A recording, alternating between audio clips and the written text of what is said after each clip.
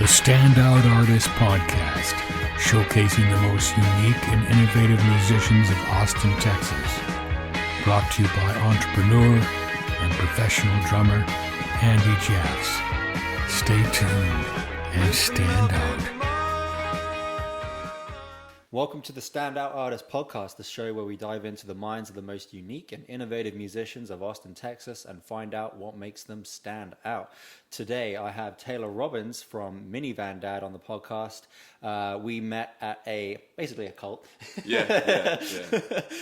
which we no longer go to anymore.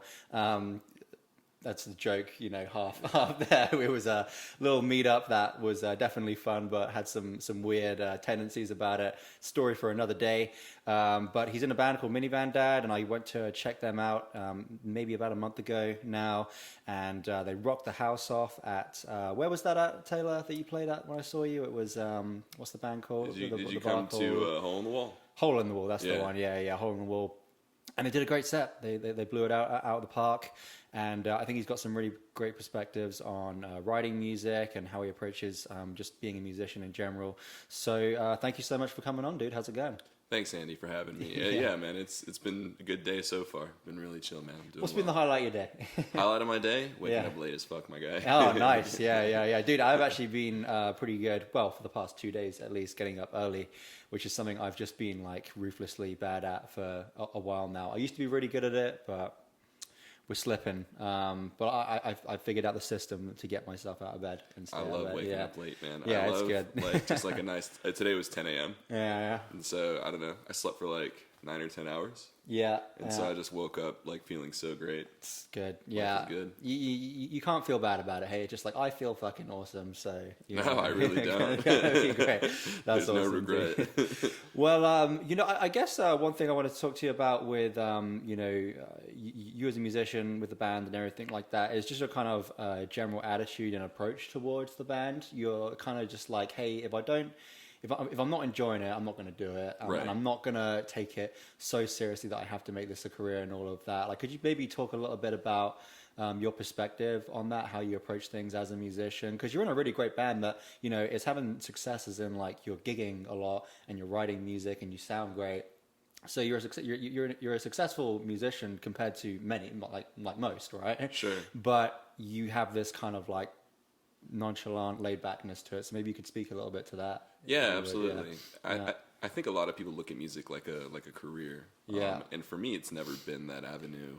Not to judge anyone who wants to gig for a living, but for me, it's not what I've been interested in. Yeah. And when I think about art, I think we've talked about this before, but art for art's sake is like something that's always resonated with me. Mm-hmm. The idea that the art itself is intrinsically valuable, and like, of course we share it, and performance and audience interactions are really special and everything. But more than anything, like, why are you creating what you're creating? And for me, it's the end product itself that justifies the whole process.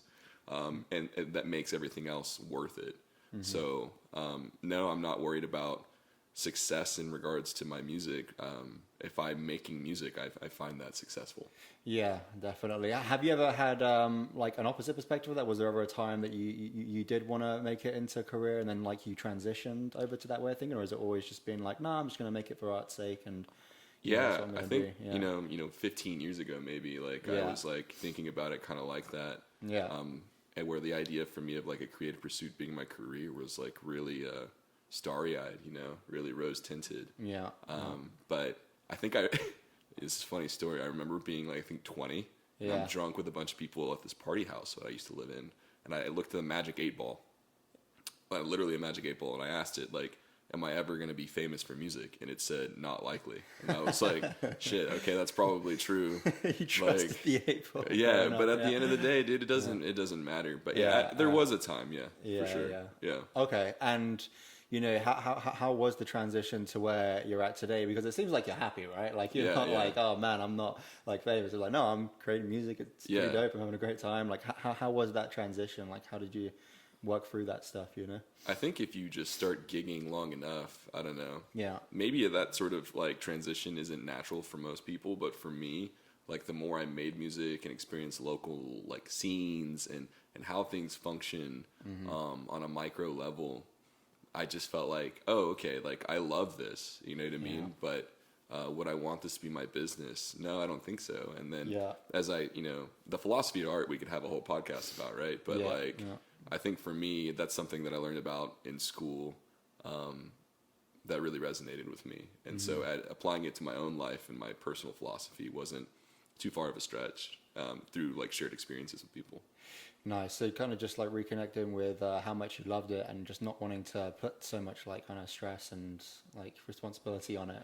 I think I found out what I liked about it. Right? And there's a lot of literature out there about like what makes art good. There's like a David Foster Wallace like essay where he goes into it, and I'll butcher it if I try and like say what it's about. But like the 10,000 foot view is like, you start making art for yourself, showing the ugly pieces of yourself to people, which makes it great. Then when you get an audience, perhaps you change the way you view yourself and your art and think about their perspective instead of just your own. So your art starts to suffer, and many people have to kind of circle back in their journey through popularity. And, you know, I've never been like that, but I think for me, just the idea of like, I mean, why do you make it, right? That has always been a really potent one to me. Yeah, so you're just saying that's kind of like a journey that a lot of like artists go through. Like they start just doing it for themselves, and they start doing it for other people, and then they go back to just doing it for themselves as well. While the people that like get to the other side of the tunnel. So the essay said, right? But yeah, it's a really important thing. I think you do have to. You know, I'm learning about this sort of stuff. You know, every single day when it comes to art, it's always like it's kind of like what's the word I'm looking for? You're like kind of calibrating, right? You can you can notice yourself kind of go off the rail a little bit where you start to go out of alignment with who you are. And that's the one thing I love about art. It's like this never-ending kind of constant life journey of being your authentic self, you know, and every time you fall out of alignment and you feel like, oh, I want to quit, I'm not enjoying this, it's basically just your internal GPS saying, hey, you're focusing on things that you don't give a shit about, right? And you need to start remembering who you are, what you care about, what makes you happy, and get back on track with that. And, you know, it doesn't matter how many times, you know, we go through that, we can still fall off track. You know, it's interesting. Yeah, absolutely. And maybe that kind of lends itself to the idea of that music does make a great job for some people, right? Yeah, if they can focus their entire self on something, whether that's, you know, for profit or not, right? Yeah. I think for me, a job's a job, but, and I hate most jobs. Yeah. So. I mean, yeah, most jobs definitely suck. I've quit many of them. But yeah, I mean, I've definitely obviously had, you know, similar experiences myself. I mean, I'm not in a band right now that's, you know, gigging and stuff like that. I mean, I say I could be in 5 bands by the end of the week, you know, no problem. But would I be enjoying it? Probably not. You know, it's all about like finding the right band that I'm really stoked about. That is a, you know, kind of a lifelong pursuit for me. But yeah, as I say, I think if I really wanted to, I could be like a full-time working musician in about 3 months, you know? Well, you're a drummer, so. Yeah. I mean, I know it wouldn't be like super hard, I don't think, you know? But I think that would just like destroy the happiness of it for me. And given the lifestyle I have right now with my current business, which, I mean, I'm literally working like 10 to 20 hours a week from my laptop, and, you know, living well, and it's like, you know, I look at the musician lifestyle, like even the people that are really successful, right, and that doesn't even look better than what I've got right now. You know, it's like they look like they've got a ton of responsibility, you know, a really booked up schedule. You have to do a lot of stuff that you don't like. So I've definitely spoken to, you know, many musicians that are full-time musicians, and they love the lifestyle that they're doing, but you know, there's more than one way to skin a cat, and you don't have to make it your career just because it seems like that's the right thing to do. Like to do it, I think some people can't see themselves doing anything else. Yeah. I don't you know, judge them for that at all. Yeah. I think just for me, I've always seen it a little differently. Like music is something just like I've always liked the idea of like separating business from art. I know art's a business, but I'm not a business person. I'm just not that kind of a minded person. So I never really wanted to, I get exhausted even trying to book gigs, man. I don't like that aspect, but I don't know, man. Is there any groups recently where you've been like, man, I really wish I was the drummer for that band right now? I mean, there's definitely bands that, like, if they lost their drummer and they reached out to me, I would say yes, for sure. Sure. Definitely a handful of them. Yeah. No, I mean, I'd say in Austin, I've seen quite a few bands that I would say yes to, for sure. Why do you ask that specifically? Oh, I just wondered if there was like any in like your mind that you'd be like, oh shit, like that actually would be sick. And I just like whatever kind of music that would be. Yeah, I mean, there's many bands that I like in Austin. I like Billy King and the Bad Bad Bad. I like Lady Fang. I like what other? I mean, had Nolan Potter from Nolan Potter's Nightmare Band on yesterday on the podcast, so I'd be into that.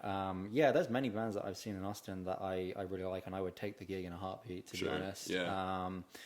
But then again, I really do want to have my own thing as well. And things are progressing with that. Writing some songs with this guitarist right now and kind of getting people to collaborate with that.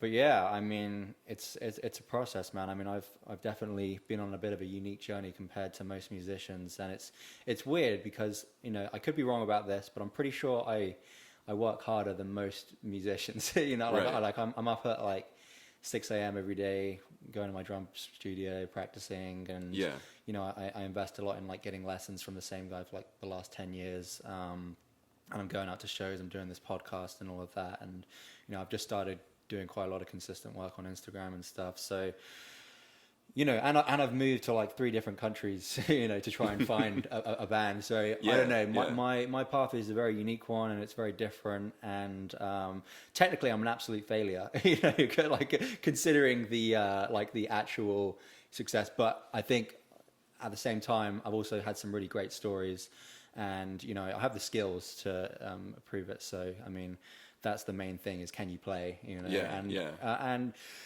I'm in a place right now where I do actually really enjoy what I'm doing, and I'm not too focused on the outcome anymore. I think for a long time I would get really down. I was like, fuck, I don't have a band. I'm not playing gigs. There's all these people around me that not even as good as me, and they're gigging and stuff like that. Like I would get super down about it. But I'm just in a place right now. I know exactly what I got to do every day, and I'm enjoying what I'm doing. And I know who I am. I know what I want. So yeah, it's a good place to be, and just let the rest take care of itself, right?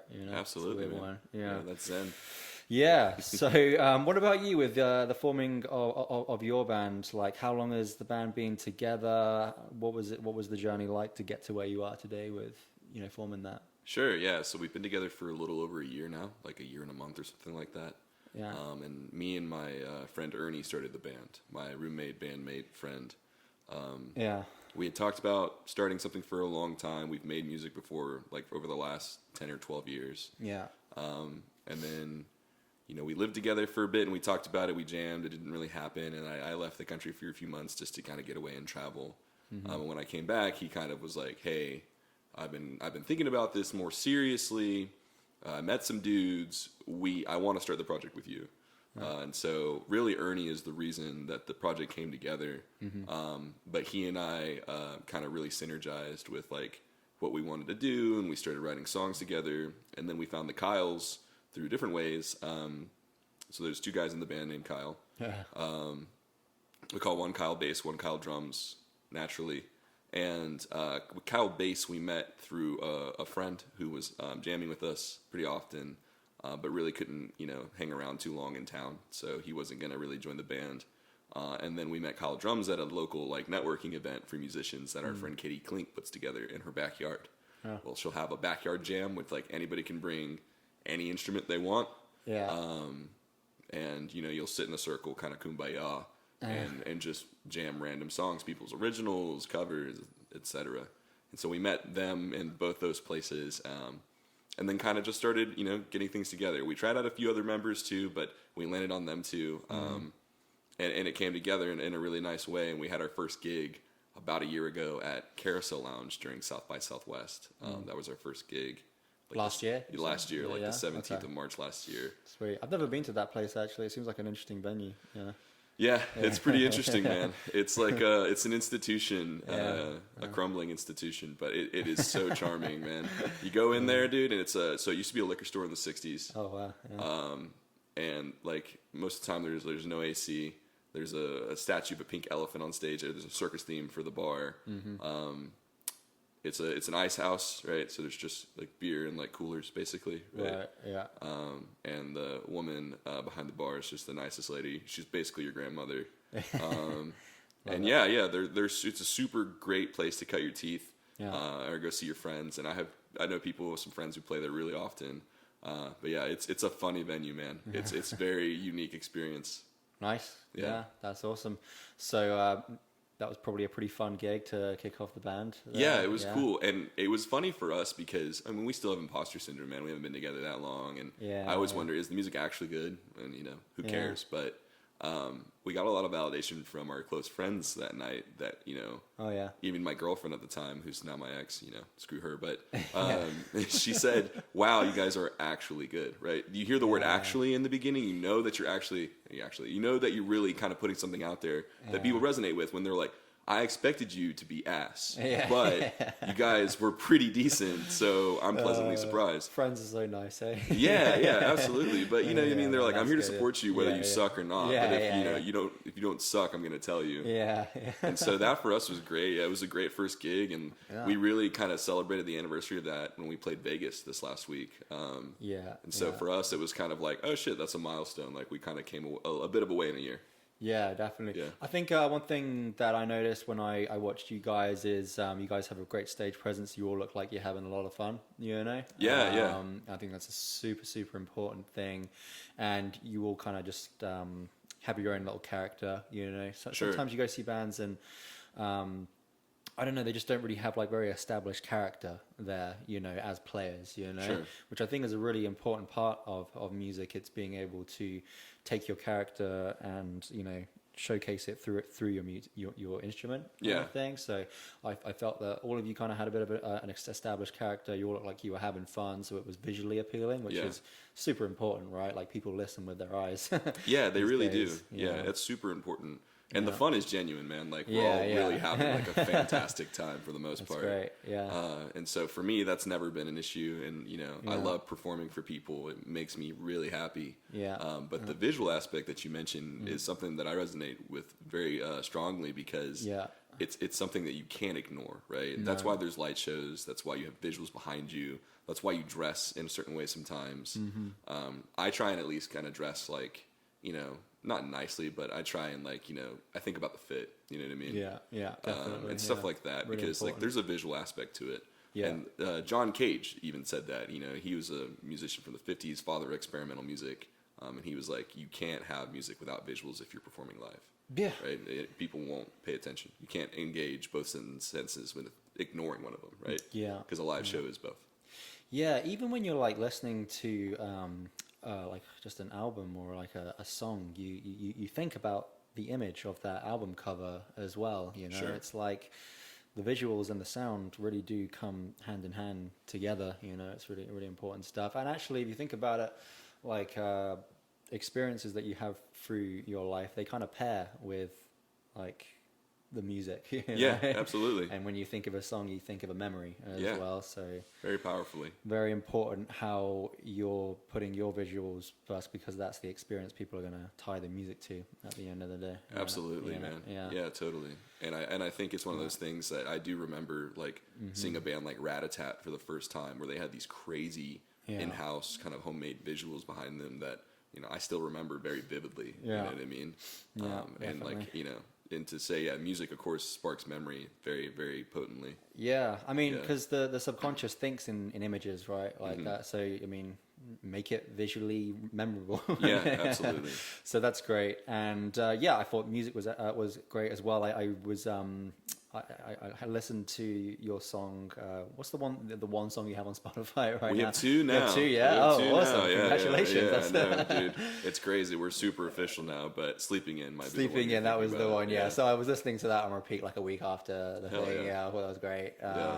And it was funny because I was listening to it. I was like, where do I know these lyrics from? Because I've heard these lyrics before. And then I remembered when we were at that cult event thing that we were at, you said it, and for some reason I just instantly remembered you saying that. But it took me a while. It was like, man, have I heard this in a different song? Because I've definitely heard that line before, and it was just you really telling me about that line. So we were talking about songwriting with Sammy. That's right. That's funny.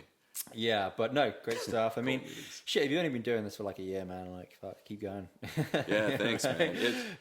We've been getting a lot of really great feedback recently, and so we've been playing a lot of gigs as a result, and it's been great, and we're excited to take some time off gigs actually for a little bit. So we're playing 3 more in April, and then after the 3rd gig, we're going to take a month or 2 off, write some music, maybe record a bit more music and release some music. And then kind of think about what kind of gigs we want to take and how often we want to play and stuff like that. I think a lot of people, if you're not playing for a business, you don't need to take every gig that you get, right? Yeah, no, and that's exhausting. And like, if you have local homie friends, right? Yeah. Then they're not going to come to every gig, right? You're not going to fill out the bar every night. No. And so we're thinking about that. We don't want to like wear out our welcome with our friends. Yeah, man, I've definitely experienced that with being in bands. Like when I was back in Vancouver, there was this one band that we were just gigging all the time, and we just weren't writing really. And it's like, man, you end up hating the sets. Yeah, you know? So it's really important to, I mean, the music is the most important thing at the end of the day. So you got to make sure that's right, and you're happy with that. How do you guys go about your writing process as a band together? Like, how are you developing the sound right now? Like, how are you approaching all of that? It's diverse in the sense where like you can think of a few ways to do it, and we probably do it all those ways. Like, so Ernie and I are the principal songwriters. So I write a lot of the music, and Ernie writes a lot of the music. And it may be that one of us writes like a whole song by ourselves and just kind of brings it to the band. Yeah. Which I have a tendency to do, because if I'm going to write a song, I'm going to finish it for the most part. And I have a singer-songwriter background, so I'll just go through and I'll arrange it in my head and think about it and say, okay, I want this, this, and this. But there's plenty of other times where you bring half a song. Ernie does that a lot, where he'll bring kind of like a couple parts, like unarranged, and say, hey, what do you think about this? Or what do you think about that? Or you just bring a riff, or you just sit there and you're like, I really liked what you were playing 1 second ago when you were just noodling. Play that again. You know what I mean? Yeah. So it really just depends. And one compliment we got recently is that each one of our songs is seemingly different from the last. Yeah. And I think it is because of like either who wrote it or how we wrote it often that makes the songs different. We're not afraid of experimenting. Yeah. People ask me what kind of music we're. I'm like, we're indie, but we kind of experiment. Yeah. Is what I like to say often. Yeah, 100%. Yeah, I mean, when it comes to writing, all you need is an idea. That's it. You know? Absolutely. Like the worst thing is the blank page. If you have one idea, it doesn't matter if it's just a tiny little 4-bar lick or even a bar. You know? Yeah, absolutely. Yeah. You know, just start with something, and then things will develop from there if you let it. Yeah, or even just like a phrase or something like that. Yeah, sometimes it'll start with the words for me, for sure. Yeah. So what would you say is being the biggest challenge for you as a musician? Maybe it's been like during this band that you're in, or like before. Like obviously you've been doing this like practically all your life, right? So can you remember like throughout your entire journey as a musician, like the most challenging time for you, like obstacle that you had to get over? Recording guitar solos to a click. Oh yeah! Wow, nice. When your chops are as low as mine, man, it's like one of those things where just like I hate the click, I hate myself. Besides that, I'm not sure, man. I think the largest challenge is trying to understand that there is an ocean of music and content these days, and that to be a drop in the ocean is an honor and not something that diminishes you. For sure, it's like being a part of the bigger picture as opposed to being like whatever the main subject of the picture. I think for me that was a challenge, and maybe it goes back to art for art's sake as well, and kind of my journey with that. But more than anything, it was like, okay, like I don't need to be so standoutish or different from everybody else. I just need to do my own thing and contribute to this whole amazing culture that we have in Central Texas of live music. Totally, man. Yeah, we're really blessed to be in this kind of music scene where it's very tight knit, and that there are these little niche pockets that we can appreciate for everything that they are and all of that. Like Austin's a rock city. Do you hear rock on the radio anymore? Like never, right? But really, Austin's a rock city. It's the weirdest thing. It is crazy.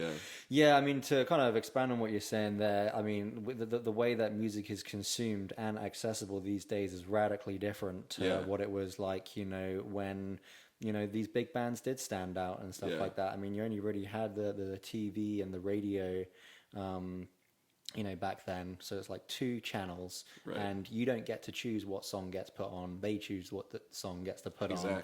And if you want to choose which song you want to put on all the time, then you go out and you buy the records, the CDs and stuff like that. And it's like now it's completely the opposite. Yeah. We have many channels to consume music in, more than 2, that's for sure. We have complete control over which songs are played when, and it's completely fucking free, or almost free. Yeah, absolutely. And I mean, the means of production have been seized as well, right? Yeah, so like if you want to make music, Yeah. it doesn't take too much. No, and so no. I mean, and that's the fun thing, right? Is because like you talk about skill in music, right? It's like a bell curve. Yeah. It's like there are really terrible people, and then there are really great people, but most everybody's Yeah. in the middle somewhere. Totally, yeah. And so you have this just like sea of mediocrity that you can swim in if you want. 100%. And also, like, if you really want to have like a bigger audience, everyone has the power and like ability to do that for themselves now. Yeah. I mean, how easy is it to, build a following on TikTok? You just post every single day. It doesn't have to be good, just quantity. Just post every single day, and you'll get followers, you know? So it's like, fame doesn't mean shit anymore, really. Like, it doesn't. No, it's called clout now. It's called right? clout. Yeah. And there's an unlimited amount of art out there, and an unlimited amount, really, of listeners as well. So it's like, which is great, because now, I think now that we've been given all of these powers, it can go one of 2 ways. You can like get lost in the power and stuff like that and completely ruin your art, or you can realize that, okay, this is actually pushing me to go back to come back home to my authentic self and make art that I really love and do the best that I can, and then see who appreciates it. It's like, yeah, I don't know if that makes sense. It's absolutely. I was going to say, I 100% agree, man. It's really important to make things for yourself and to focus on the end product as opposed to whatever delusions that we can, partake in by gaining social media popularity. I think at the end of the day, you can think about so many bands that are popular for marketing reasons, and their music is mids, right? So it's like, man. I mean, what's that saying? It's like, is the song good? Is the song on the radio because it's good, or is it good because it's on the radio? Yeah, absolutely. And it's like, I think any song can get popular if you just shove it down people's throats enough. Yeah, right, and in the scene in town too, there are some really great bands that are popular and playing every day. Yeah. And without naming any names, right? There are also bands that you might not find as great, but literally everybody's talking about. And why are they talking about it? Because they heard somebody else talk about it, right? And it's a thing to do, and it's a thing to say, right? Yeah, You're like, definitely. oh, so-and-so, you've heard of them, right? That's sick. Yeah, I saw them the other day. You know what I mean? Yeah, it becomes this social topic, which at the end of the day is what it is, right? But I don't think it necessarily distinguishes music as like something that's really artful or fantastic. Yeah, definitely. Absolutely, man. So what's next to the band now? Like, tell us a little bit about, you said you're taking stuff away from gigs and you're just going to be focusing on just writing right now. Is that's the goal for you? Yeah, so ideally we'd like to come up with a whole new set. Maybe swapping in one or two of the songs that people like Sleeping In, but our idea right now is to come up with a new set and some new directions for different things we want to experiment with. And we're really excited about that. And we have an EP coming out pretty soon as well. Yeah. I was actually supposed to track vocals for it yesterday, but I lost my voice again. So, I was going to say your voice is lower than usual. Yeah, that's what happens, man. You have to actually hang down the lower register. Yeah. But anyways, it's one of those things. So we have the Minivan Dad EP coming out on undecided on the title yet, but we're really excited about that. We're releasing 3 songs pretty soon. Right. So I think that for us, plus writing, plus kind of deciding, how often and which gigs we want to play. We're really excited to kind of see where we go forward with this. And, man, more than anything, we just want to make some good music. You know what I mean? 100%, dude. Yeah. So, I mean, any advice that you could give out there to, aspiring musicians that want to be in a place like you are right now, where you're in a band that you're really, stoked and happy with, you're able to gig, as much as you want. Like, is there anything that you would say, maybe 1 to 3, like, hit points for people out there? Yeah. I mean, there's a lot to cover there, right? But I think first point for like getting in a band is really putting yourself out there. Just meet people, just network, right? Yeah. Like, don't be shy and saying, "Hey, I play guitar. What do you play?" Right? And just seeing if you vibe with somebody. I think that for me is important, right? And then 2, like for gigging and playing shows and stuff, have your set together, right? For us, we didn't have that many songs we played our first set, but we had it decided, right? And we had a bunch of originals. A lot of people say to start with covers, And while that may be helpful for some, I disagree. I think you should really focus on your core originals, however you want to compile them, and then maybe add a few covers around them. So just really focus on your set. Like, get a set together with your friends, right? Band chemistry is important, right? So like, find the people you want to play with and get your set together.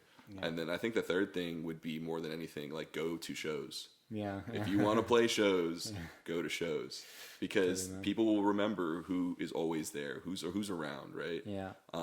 And that, I mean, that falls in the networking, and that falls into getting your set together, right? Because way you can like decide which music you want to play is watching the way other people decide their sets, especially if you know their music personally.